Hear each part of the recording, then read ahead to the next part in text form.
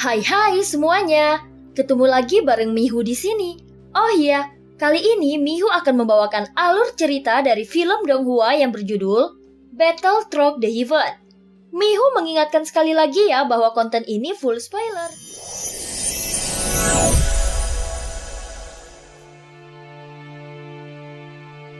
Melanjutkan dari kisah sebelumnya.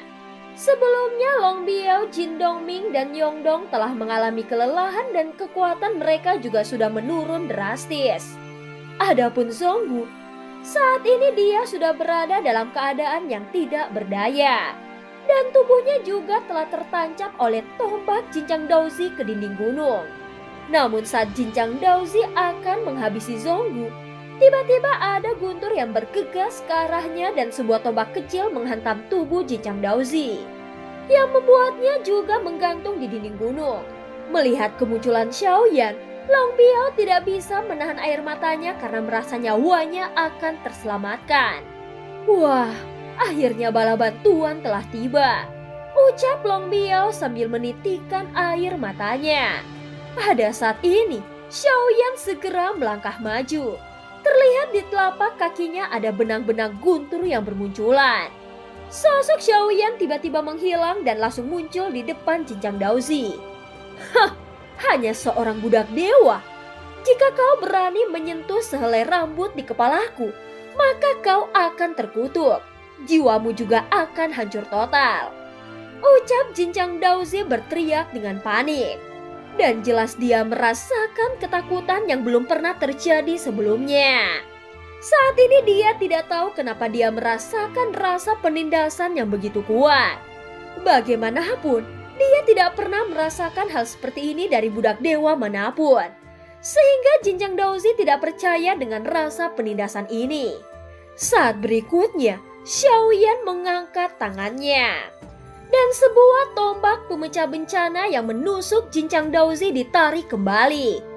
Kemudian tombak itu kembali menggelegar dan menikam ke arah Jinchang Daozi lagi dengan ganas. Gerakan tangan Jinchang Daozi juga berubah dengan cepat dan sebuah kuali hijau besar muncul di depannya. Tiba-tiba benda itu bertabrakan dengan tombak pemecah bencana milik Xiaoyan, sehingga itu menyebarkan suara yang berdentang. Namun kuali biru besar Jinchang Daozi bergetar hebat dan tampaknya kewalahan. Segera kuali hijau itu meledak, yang menyebabkan pecahannya berserakan ke segala arah dan menusuk paha Jinchang, sehingga kakinya langsung meledak. Seseorang datanglah dengan cepat. Para budak dewa telah memberontak. Setelah Jinchang Daozi merasa nyawanya sangat terancam, dia langsung berteriak. Tetapi tidak ada satupun sosok yang muncul, karena Jinchang sudah membuat persiapan sebelumnya. Sehingga tim penegak hukum dari alam dewa iblis abadi tidak akan ikut campur dalam waktu yang cepat. Taktik bagus Jinchang Daozi dengan membeli begitu banyak penegak hukum ini dilakukannya hanya karena dia ingin membunuh Zonggu Daozi. Tetapi sepertinya dia tidak pernah menyangka bahwa di alam dewa iblis abadi ini dia akan jatuh dalam situasi berbahaya seperti saat ini. Xiaoyan memandang Jinchang Daozi yang tubuh bagian atasnya telah berlumuran darah dan daging. Meskipun kekuatan keabadian memungkinkan daging dan darah Jinchang yang rusak pulih dengan kecepatan yang mengejutkan, namun tombak bencana itu terus menghancurkannya. Apakah kau tahu siapa tuanku? Jika kau berani membunuhku, maka kau juga tidak akan bisa melarikan diri dari sini, ucap Jinchang Daozi, matanya melebar karena marah. Sepertinya dia masih ingin membuat Xiaoyan takut dalam hal momentum. Bagaimanapun ini adalah alam dewa iblis abadi. Sehingga Jinchang Daozi berpikir, seorang budak dewa tidak akan berani membunuhnya di sini. Apalagi hal itu sangat jarang terjadi, dan jika hal itu pun terjadi, itu sudah diatur dengan para penegak hukum alam dewa iblis abadi, sehingga semuanya akan baik-baik saja. Xiaoyan hanya tersenyum mendengarnya dan menggelengkan kepalanya tanpa mengucapkan sepatah kata pun. Biarkan aku pergi. Aku bisa mengampuni hidupmu hari ini, ucap Jinchang Daozi dengan suara yang dalam. Dia jelas mengira bahwa Xiaoyan akan ketakutan dan melanjutkan mengancamnya. Namun ketika Xiaoyan mendengar ini, dia segera mengangkat tangannya dan menampar Jinchang Daozi ke udara. Segera seluruh daging dan darah di tubuh Jinchang Daozi meledak menabrak gunung di belakangnya. Pada saat ini, terlihat daging dan darah Jinchang Daozi berserakan di dinding gunung. "Tuan Wei Feng, tolong aku," ucap Jinchang Daozi. Pada saat ini dia akhirnya menyadari ada yang tidak beres dengan budak dewa di depannya. Dia merasa budak dewa ini sama sekali tidak takut dan menyadari bahwa dia benar-benar berani akan membunuhnya. Xiaoyan sedikit mengerinyit saat mendengarnya. Dia tidak ingin berurusan dengan Jinchang lagi. Apabila dia tidak membunuh Jinchang sekarang, maka dia akan menjadi masalah yang merepotkan di masa mendatang. Segera sosok Xiaoyan bergerak maju, kemudian mengangkat tangan dan mengepalkan tinjunya. Pukulan ini cukup untuk membunuh Jinchang Daozi. Bagaimanapun, kultivasi Xiaoyan sudah berada pada langkah ke-8 keabadian Kaisar. Xiaoyan segera meninju dan itu terdengar seperti guntur yang menghancurkan kehampaan. Tepat ketika tinju Xiaoyan berjarak kurang dari setengah lengan dari Jinchang, seberkas cahaya jatuh dari langit dan langsung menutupi sosok Jinchang Daozi. Sehingga tinju Xiaoyan mengenai dinding cahaya ini. Tetapi tinjunya juga membuat seluruh dinding cahaya bergetar. Hanya seorang budak dewa tetapi berani menggigit tuannya. Ucap sebuah suara segera terdengar bergema di kehampaan. Saat melihat metode serangan Xiaoyan, sepertinya hal itu telah mengingatkan Jinchang Daozi akan suatu kenangan. Sebelumnya dia pernah melihat kekuatan fisik yang mengerikan dengan tinju emas di aula budak dewa Asura. Akhirnya dia mulai menyadari bahwa Xiaoyan adalah pria bertopeng yang mengalahkan Tianxun.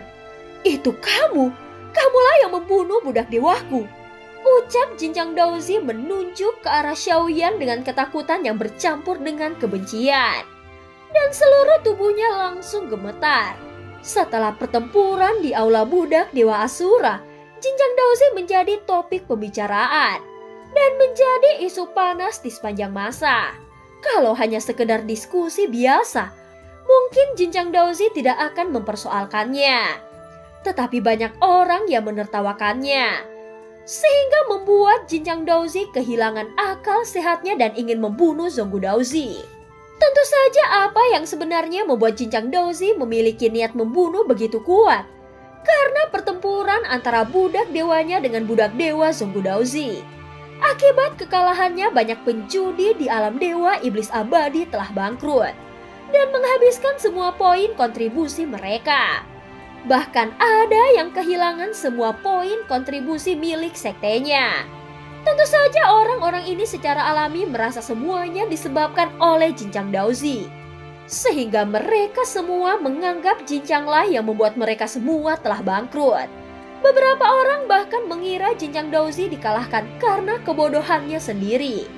Sebenarnya kehidupan dan kematian budak dewa tidaklah begitu penting bagi mereka. Namun karena mereka telah kalah, maka itu akan menimbulkan kemarahan dan kebencian kepada siapapun. Meskipun kebanyakan dari mereka menang pada taruhan di awal dan Jinchang memulainya dengan kemenangan, namun karena kebanyakan dari mereka menggandakan taruhannya pada pertandingan berikutnya, maka mereka mengalami kerugian yang sangat besar. Sehingga satu kekalahan saja sudah cukup untuk merusak reputasi di benak mereka. Di tengah tatapan penuh kebencian yang tak terhitung jumlahnya, Jinchang Daozi menjadi sangat murka.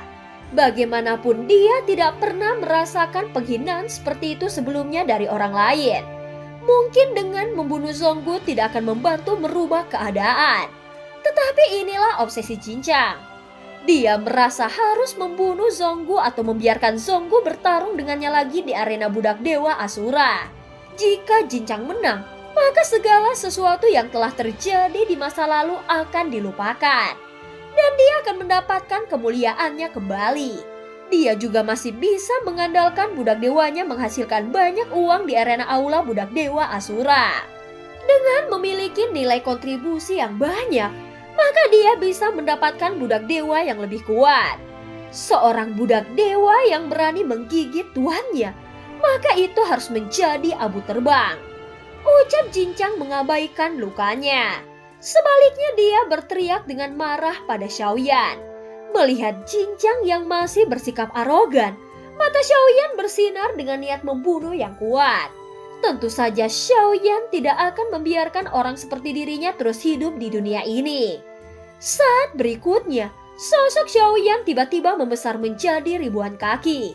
Kemunculan raksasa yang menutupi langit dan matahari ini membuat banyak sosok yang melihatnya terkejut. Kemudian tinju emasnya bersinar menutupi mata Jinchang yang belum sempat bereaksi. Warna kulit Jinchang langsung berubah drastis, tetapi itu sudah terlambat. Segera tinju Xiaoyan seperti meteor yang jatuh dari angkasa langsung bergegas ke arahnya.